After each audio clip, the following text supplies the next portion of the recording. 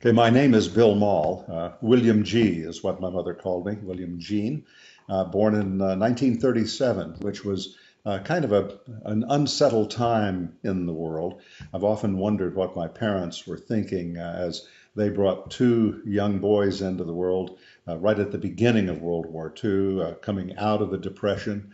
The world was in chaos, and it was an unsettled time.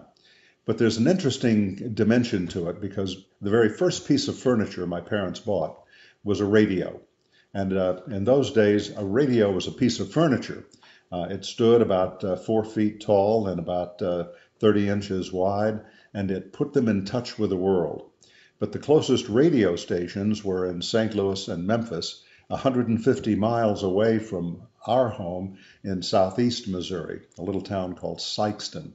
Uh, Sikeston had been founded by John Sykes in 1860 and was an extremely prosperous farming community. Uh, it was a good time to be growing up in a little community of under 10,000 people, but a community that had an enormous sense of pride and remarkably well educated. The people who lived there were wealthy farmers for the most part. Obviously, there was a good deal of poverty, but the wealth was one of the things that defined that community. About 1952, the St. Louis Globe-Democrat published a story saying that Sikeston, Missouri had more millionaires per capita than any little community in the country. And they were the friends and family who had cultivated this extremely rich farmland that was a part of the Mississippi River Delta. Had at one point been swamps.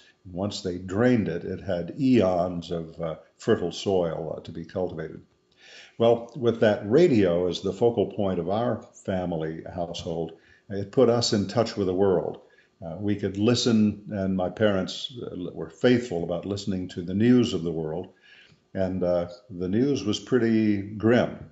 As the war developed, my father had two brothers in service, one in the Navy, one in the Marines, one in Europe, and one in the Pacific.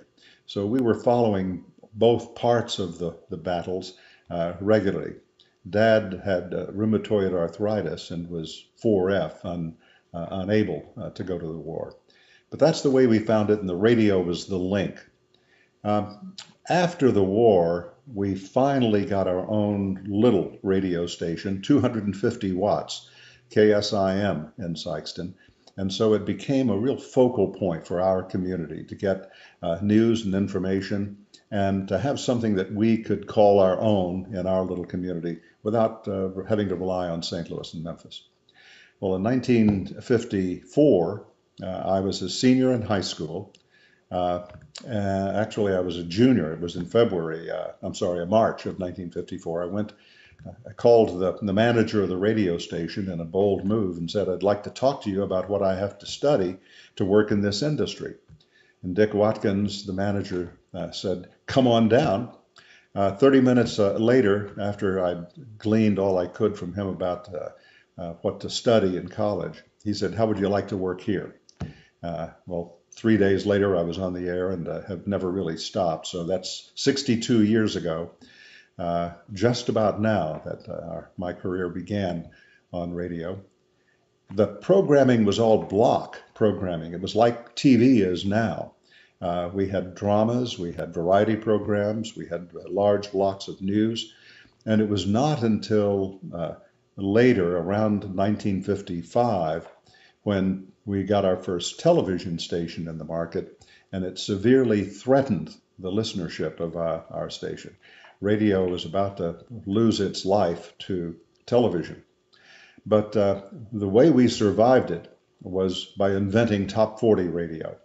A gentleman in Texas had developed a program to play the top 40 tunes on records, and that's when the term disc jockey came into fashion, and that's the way I evolved into my own career as a DJ.